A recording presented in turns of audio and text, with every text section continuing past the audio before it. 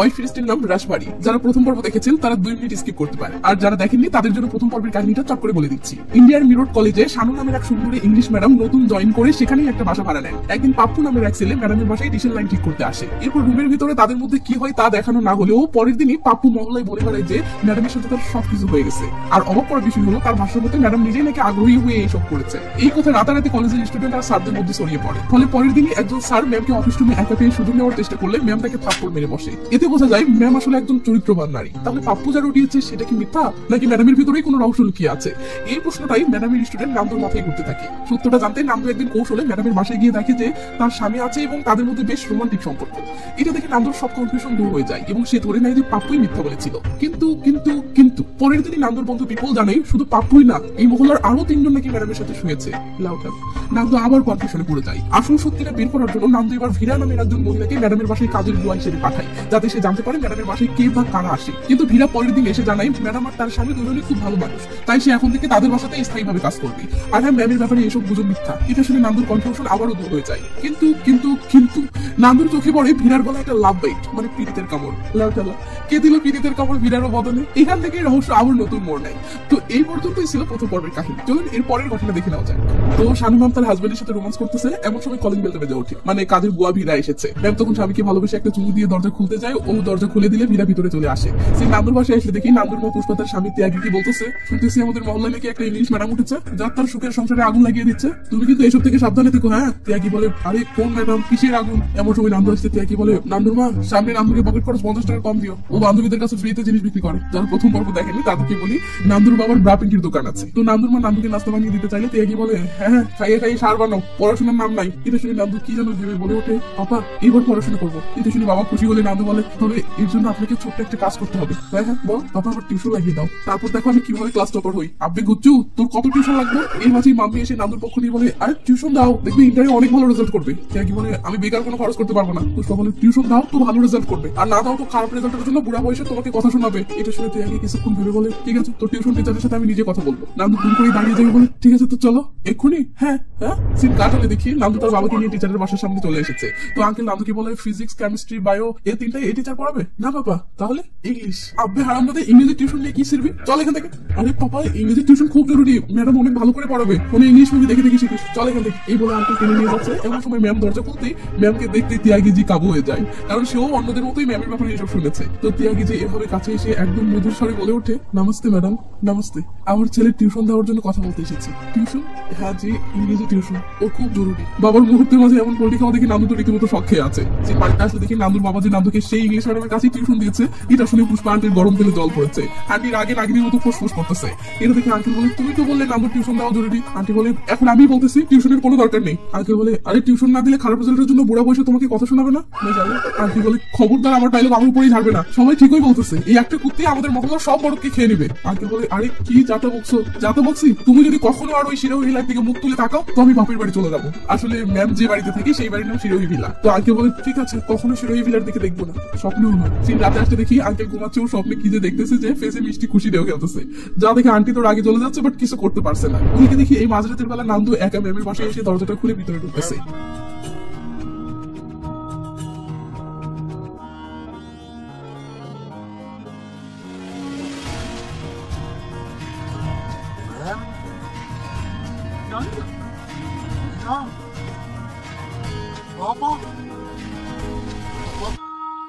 মানে এটা নান্দুর স্বপ্ন ছিল।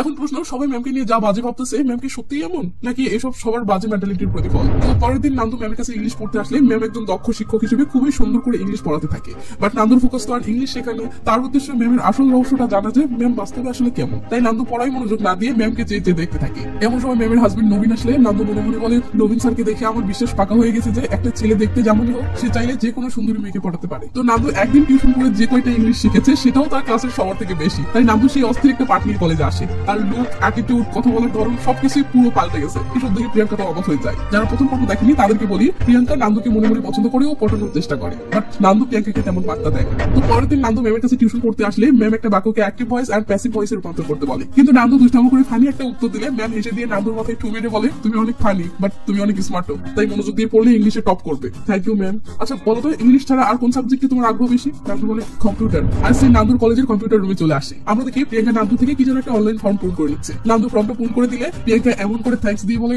সত্যি তুই কিন্তু অনেক স্মার্ট। নান্দু বলে ঠিক আছে এবার যাওয়া যাক। প্রিয়াঙ্কা বলে এখনো ক্লাসের 5 মিনিট বাকি আছে। হ্যাঁ তো এই 5 মিনিট কি করবি, তুই যা করতে চাস। এই বলে প্রিয়াঙ্কা ফুল মুড়ে এগিয়ে আসতেছে। ওদিকে নান্দু বলে উঠে, আচ্ছা প্রিয়াঙ্কা, একটা ছেলে কিভাবে বুঝবে যে কোনো মেয়ে তার পিছে পড়েছে? প্রিয়াঙ্কা নিজেকে সামলে নিয়ে বলে, ছোট ছোট ইশারা থাকে, যেমন কোনো মেয়ে তোর প্রশংসা করে বা তোর জোক শুনে হাসে বা কথায় কথায় তোকে এইভাবে টাচ করে। প্রিয়াঙ্কা ভাবতেছে এই টাচে নান্দু গলে যাবে। ওদিকে নান্দু ভাবতেছে আরে এসব তো মেয়ে আমার সাথে করেছে। প্রিয়াঙ্কা রেগে মেগে নান্দুকে মারলে। নান্দু বলে এটা কি হলো? প্রিয়াঙ্কা বলে এটাও একটা ইশারা, মেয়েরার আগের মাধ্যমেও ভালোবাসা দেখায়। এই বলে প্রিয়াঙ্কা রেগে মেগে চলে যেতে থাকে। নান্দু অবাক হয়ে ভাবতে থাকে এটা কি হলো, আর প্রিয়াঙ্কাই বা কি বুঝিয়ে গেল।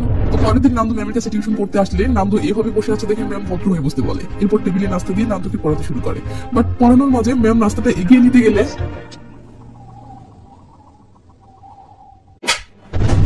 ম্যামের এমন রিয়াকশন দেখে নান্দু তো হিসাব মিলছে না। সে ভেবে পাচ্ছে না সারা মহলের সবাই তো বলে বেড়াচ্ছে ম্যাম ক্যারেক্টারলেস, তাহলে ম্যাম এমন রিয়াক্ট কেন করছে। তাই নান্দু অবাক হয়ে বলে, ম্যাম আপনি আমার সাথে এমনটা করছেন কেন?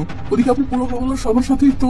ম্যাম রেগে মেগে বলে গেট আউট, বেরিয়ে যা বলছি। নান্দু অবাক হয়ে বলে, ডিশ কেবলওয়ালা Pappu, banker Manoj, engineering student Rahul, professor Kalia এবং আরো কতজন। ম্যাম অবাক হয়ে বলে, নান্দু এসব কারা? আমি তো এদের কাউকে চিনি না। নান্দু বলে, আচ্ছা আপনি এদেরকে চেনেন না? হ্যাঁ চিনি না, আমি তো আজকেই প্রথম এদের নাম শুনলাম। এই বলে ম্যাম রেগে মেগে নান্দুকে বের করে দেয়। বলে খবরদার আর কখন আমার সামনে আসবে না, টিউশন পড়তেও আসবে না। নান্দু আসতে থাকে আর ম্যামের বলে সেই কথাগুলো ভাবতে থাকে। নান্দু এসব কারা? আমি তো এদের কাউকেই চিনি না, আমি তো আজকেই প্রথম এদের নাম শুনলাম। নান্দু এসব টেনশন নিয়ে বাসে আসলে রাতে দেখে এদিকে প্রিয়াঙ্কাও নান্দুর নাম্বার ব্লক করে দিয়েছে। পরের দিন সকালে নান্দু প্রিয়াঙ্কাকে অনেকবার ফোন করার চেষ্টা করে, বাট কোনোভাবেই যোগাযোগ করতে পারে না।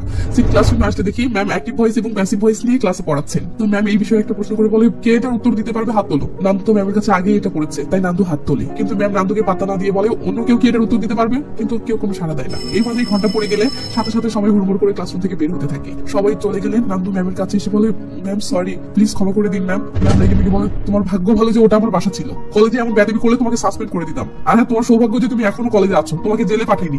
এই বলে ম্যাম রেগে মেগে চলে গেলে নান্দু তো থ মেরে দাঁড়িয়ে থাকে। এরপর নান্দু প্রিয়াঙ্কার সাথে কথা বলতে গেলে সেও নান্দুর করা এতদিনের অবহেলায় এতটা ফ্রাস্ট্রেট হয়ে গেছে যে সেও নান্দুকে অনেক গালিগালাজ দিয়ে রেগে মেগে চলে যায়। নান্দু তখন অসময় ফিসে বন্ধুদের কাছে আসলে বন্ধুরা সান্ত্বনা দিয়ে বলে, আরে মন খারাপ করিস না, এসব হয়। নান্দু রেগে মেগে বলে, আব্বে আমার সাথে যা হয়েছে এটা কোনো ফিল্মেও হয় না। সিন কয়েকদিন পর নান্দুর বাসাতে আসলে দেখি আজকে নান্দুর মা পুষ্পা পুরো হিরোইনের মতো সেজেছে এবং খুশিতে তার স্বামী ত্যাগীকে পুজো করতেছে, কারণ আজকে তাদের ম্যারেজ অ্যানিভার্সারি। যদিও এতে ত্যাগী তেমন খুশি না, বাট পুষ্পা মহা খুশি, কারণ ম্যারেজ অ্যানিভার্সারি উপলক্ষে ত্যাগী যে আজকে তাকে মুভি দেখতে নিয়ে যাবে বলেছে। তাই আন্টি বের হওয়ার আগে আবার রুমে যায় বডি স্প্রে মারার জন্য। তো আজকে মুভি দেখতে যাওয়ার নিউজটা আন্টি খুশি হয়ে ফোন কলে মহল্লার এক ভাবিকে বলতেছে, আর কথা বলতে বলতে বডি স্প্রে মারতেছে। এদিকে বাহিরে নান্দুর বাবা ত্যাগী নান্দুকে বলতেছে, তো বল তোর পড়াশোনা কেমন চলতেছে? নান্দু বলে, ভালো। তো তোর টিউশন কেমন চলতেছে? নান্দু কোনো জবাব না দিয়ে চুপ করে থাকলে ত্যাগী বলে, আরে কি হলো বল? বাবা কেমিস্ট্রি টিউশন তো ভালোই চলতেছে। শানু ম্যাডামের ইংলিশ টিউশন কেমন চলতেছে সেটা বল। নান্দু কোনো জবাব দিতে না পেরে এইভাবে চেয়ে থাকলে বাবা অবাক হয়। ওদিকে আন্টি রেডি হয়ে খুশিতে গুলগুলা হয়ে বাহিরে এসে থাকে আঙ্কেল লাই। আন্টি নান্দুকে বলে, তোর বাপ কোথায়? নান্দু বলে, শানু ম্যাডামের সাথে কথা বলতে গেছে।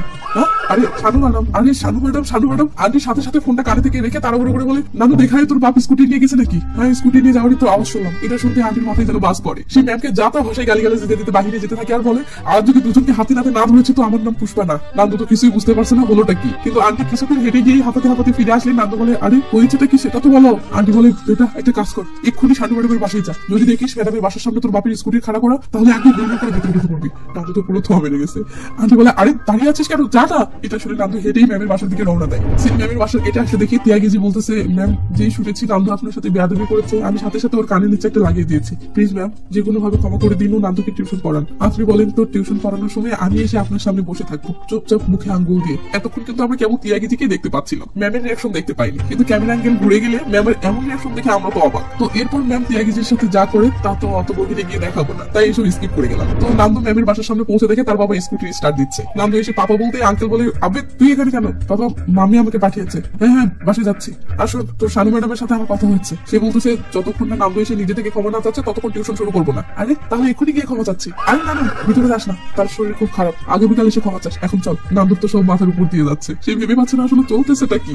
তাই নান্দু এইসব ভাবতে ভাবতেই তার বাবার স্কুটির উঠে পড়ে। যে বাড়িতে আসে দেখি নান্দুর মা নান্দুর বাবার সাথে তুল কালাম কাণ্ড শুরু করে দিয়েছে। নান্দুর বাবার রেগে মেগে বলে, আরে তুমি যা ভাবছো সেটা হয়নি। এটা শুনে আন্টি তো আরো শখ, সেটা হয়নি মানে লে যাও। এদিকে এইসব দেখে পাশের রুমে থাকা নান্দু দরজা লাগিয়ে দিয়ে রেগে মেগে ভাবে, এই শানু শানুকে যেভাবেই হোক সাহায্য করতে হবে। তো পরের দিন নান্দু কলেজে যাবে, হঠাৎ শানু ম্যামের হাজবেন্ড নবীনকে দেখে কলেজ যাওয়ার প্ল্যান ক্যান্সেল করে ও নবীন যে বাসে উঠে নান্দুও দুম করে সেই বাসে উঠে পড়ে। তো নবীন ফোনে মায়ের সাথে কথা বলতেছে, নান্দু চুপি চুপি এসে নবীনের পিছনের সিটে বসে পড়ে। হেল্পার এসে নবীনকে বলে স্যার কোথায় যাবেন? নবীন তখন মুরাদাবাদের টিকিট কিনে। এরপর হেল্পার এসে নান্দু থেকে জানতে চায় সে কোথায় যাবে। তখন নান্দু বলে সামনের ওই ভাই সাহেব যেখানে যাবে সেখানে। তো বাস মুরাদাবাদ এসে থামলে নবীন বাস থেকে নেমে যেখানে যেখানে যায় নান্দু নবীনকে ফলো করে সেও সেখানে সেখানে যেতে থাকে। একটা সময় নবীন আবার একটা বাসে উঠে বললে নান্দুও সেই বাসে উঠে পড়ে। এমন সময় প্রিয়াঙ্কা ফোন করে বলে, নান্দু তুই কোথায়? আজকে কলেজে আসিস নিজে? আমি তো একটা কাজে দিল্লিতে এসেছিলাম।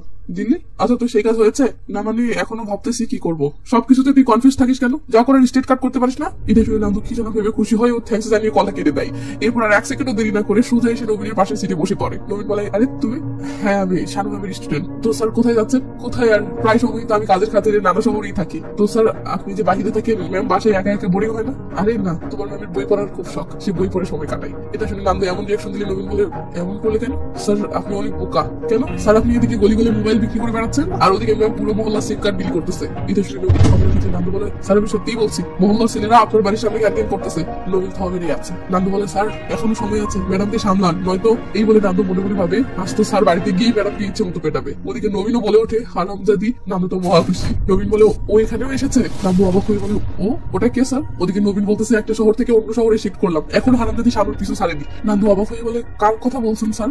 নবীন বলে, তুমি যে মেয়েকে মহল্লার কোন ছেলের সাথে দেখেছো সেটা আমার শানু নয়। মানে তাহলে সে কে? সে ভূত, ডাইনি, লখনৌ শহরের একটা পতিতা, নাম রাজভারী, তার আত্মা। আমার শানুর কোনো দোষ নেই। এই হারামজাদি রাজভারী শানুকে ইউজ করে যা মন চাই করতেছে। আমার শানু তো এসব জানেও না। এইসব শুনে নান্দু তো রীতিমতো শখ। সে কি রিয়াকশন দিবে ভেবে পাচ্ছে না। সেম কার্টুনে দেখি নবীন নান্দু বাস থেকে নেমে একটা জায়গায় বসে আছে। নান্দু বলে, তো স্যার কবে থেকে ম্যামের এই প্রবলেমটা শুরু হচ্ছে? নবীন বলে, আজ থেকে মাস 6 আগে। এক রাতে আমি বাইরে থেকে বাসায় ফিরে দেখি সহজ সরল শানু কেমন জানি অন্যরকম এক সাজু বিছানায় বসে আছে। আমি অবাক হয়ে শানু শানু বলে ডাকলি সে এমন ভাষায় এবং এমন ভঙ্গিতে কথা বলতে শুরু করে যা অনেকটা একটা পতিতার মতন। আমি অবাক হয়ে বলি, শানু তোমার কি হয়েছে? সে বলে, শানু আমাকে, আমি তো তোমার রাজভার।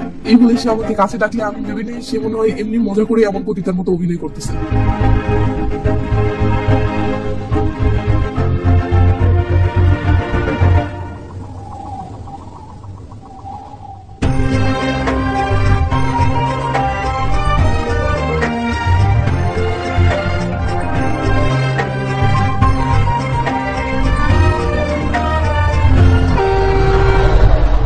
বর্তমানে আসলে নবীন বলে, পরের দিন দেখি শানু একদম নর্মাল আচরণ করতেছে, যেন গত রাতে যা হয়েছে তা কিছুই সে জানে না। নান্দু বলে, এরপর রাজবাড়ি আর আসেনি? হ্যাঁ আরো 1-2 বার এসেছিল, তবে ওই সেম কাহিনী। পরে শানু সেসব কিছুই মনে করতে পারে না। এসব নান্দু কি যেন ভাবতে থাকলে নবীন বলে, এটাই তো ভাবছো তাই না, যে আসলে সে মিথ্যা অভিনয় করছে, আমাকে বোকা বানাচ্ছে? হ্যাঁ স্যার, আমি এমন ঘটনা কিছু মুভিতে দেখেছি। এটাকে রোল প্লে বলে। পার্সোনাল মুহূর্তকে একটু মজাদার বানানোর জন্য এসব করা হয়। ছেলে কখনো পুলিশ সাজবে, তো কখনো প্লাম্বার সাজবে, মেয়ে কখনো নার্স সাজবে, তো কখনো কলগার্ল। আপনি বুঝতে পারছেন তো আমি কি বোঝাতে চাচ্ছি? নবীন এদিকে কি যেন ভাবনায় ডুবে আছে। নান্দু বলে, স্যার আপনি কখনো সত্যতা যাচাই করার চেষ্টা করেননি? নবীন বলে, আমি কোনো চেষ্টা বাকি রাখিনি। কখনই সে পারবিকে নিয়ে গিয়ে দেখানো হয় শানু ম্যাম রাজবাড়ির ক্যারেক্টারের নবীনের সাথে যা যা করে, পরে যে সেগুলো তার কিছুই মনে থাকে না, তার নবীন শানুর কথাবার্তা বা আচরণে স্পষ্ট বুঝতে পারে। যা দেখে নবীন কনফার্ম হয়ে যায় সে মাঝে মাঝে রাজবাড়ির ক্যারেক্টারে যাকে দেখে সেটা আসলে শানু নয়। নবীন বলে, এরপর বহুদিন পর্যন্ত আমি আর রাজবাড়িকে দেখি না। আমি রাত জেগে জেগে রাজবাড়ির অপেক্ষা করতে থাকি। এরপর হঠাৎ এক রাত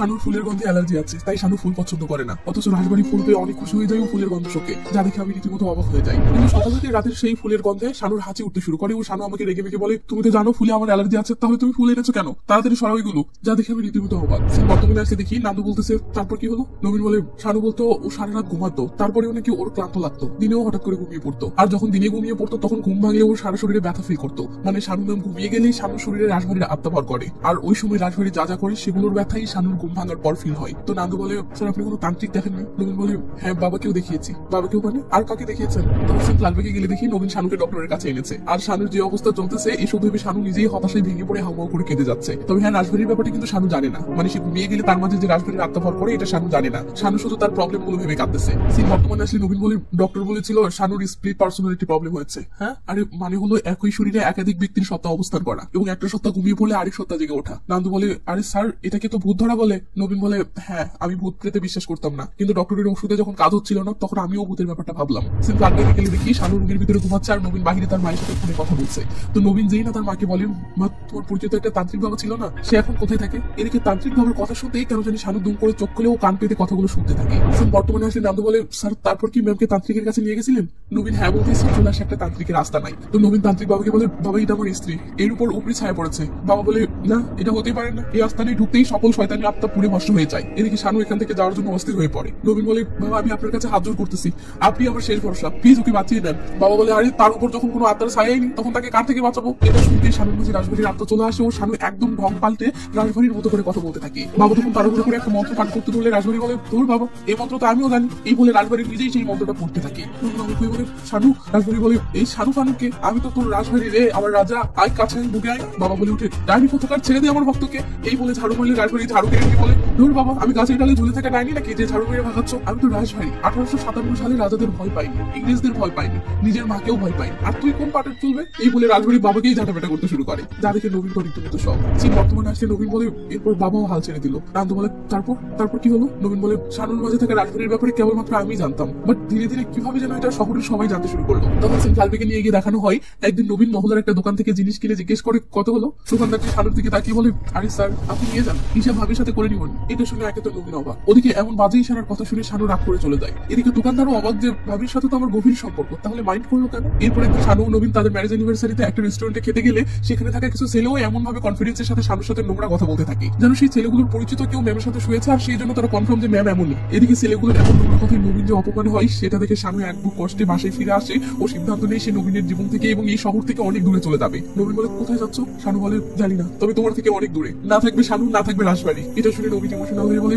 রাজবাড়ি থাক সেটা আমিও চাই না, কিন্তু তোমাকে হারিয়ে নয়, কারণ তোমাকে ছাড়া আমি বাঁচবো না। এটা শুনে শানু ইমোশনাল হয়ে নবীনকে জড়িয়ে ধরে হাওয়া করে কাঁদতে থাকে। সিন বর্তমানে আসলে দেখি নবীন নান্দুকে বলতেছে, এরপর আমরা সিদ্ধান্ত নিলাম এখন যা হবে তা দুজনেই একত্রে সামলে নিবো। এইসব শুনে নান্দু ইমোশনাল হয়ে বলে, সাবাস স্যার, আপনাদের দুজনের ভালোবাসার স্টোরিতে তো একটা মুভি হওয়া উচিত, সত্যি বলছি। আর হ্যাঁ, আমি বাসে ম্যামের সম্পর্কে যে বাজে কথা বলেছিলাম তার জন্য সরি স্যার। নবীন বলে, দোষ তোমার নয়, সবাই শানু সম্পর্কে এমনই ভাবে। তো নবীন হাঁটতে হাঁটতে এতক্ষণ বাসার সামনেই পৌঁছে গেছে, তাই নান্দুকে বাইরে নিয়ে ভিতরে যাবে। বাট নান্দু বলে, স্যার একটা রিকোয়েস্ট, আমি কি ম্যামের সাথে জাস্ট 1 মিনিট কথা বলতে পারি? নবীন বলে, ঠিক আছে ভিতরে আসো, কথা বলিয়ে দিচ্ছি। এই বলে নবীন নান্দুকে নিয়ে বাসার ভিতরে ঢুকলে শানু ম্যাম বেরিয়ে আসে, কিন্তু শানু ম্যামকে নান্দু রাজবাড়ির রূপে কল্পনা করে চেয়ে চেয়ে দেখতে থাকে আর আমাদেরকে বলে, কাহিনী যতটা সোজা মনে করেছিলাম তা নয়, কাহিনীতে কিছু তো একটা রহস্য আছে, আর সেই রহস্যটা উদ্ঘাটনের মাস্টার প্ল্যান করতে যাচ্ছি। তো এর মাঝে ম্যাম এসে রাগের স্বরে বলে, কি বলবে বলো? নান্দু বলে, ম্যাম আসলে আপনার সাথে 1 মিনিট কথা বলার ছিল। ম্যাম বলে, হ্যাঁ বলো। কিন্তু নান্দু যে কথাটা বলতে যাচ্ছে ভয়ে সেটা বলতে না পেরে কাঁপতে থাকে, আর এই পর্বটি এখানেই শেষ হয়ে যায়।